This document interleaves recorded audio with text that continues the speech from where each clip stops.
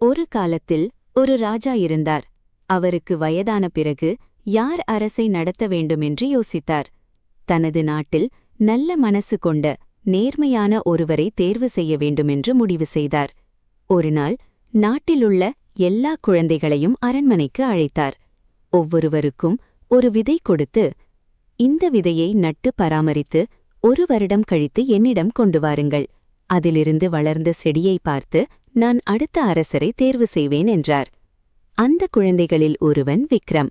அவன் அந்த விதையை வீட்டில் நட்டு தினமும் தண்ணீரூற்றி அன்பாக பராமரித்தான். ஆனால் நாட்கள் கடந்தும் மாதங்கள் கடந்தும் அந்த விதை முளைக்கவே இல்லை. விக்ரம் மிகவும் கவலைப்பட்டான்.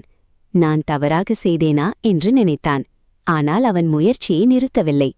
1 வருடம் முடிந்ததும் எல்லா குழந்தைகளும் அழகான செடிகளுடன் அரண்மனைக்கு வந்தார்கள்.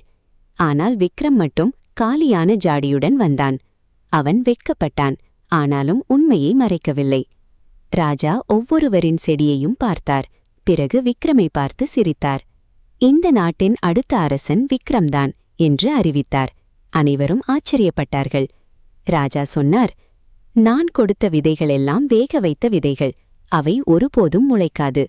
ஆனால் நீங்கள் எல்லோரும் வேறு விதைகளை மாற்றி வளர்த்தீர்கள். விக்ரம் மட்டும் உண்மையை ஏற்றுக்கொண்டு நேர்மையாக வந்திருக்கிறான். கதையின் மோரல்: நேர்மைதான் உண்மையான வெற்றி.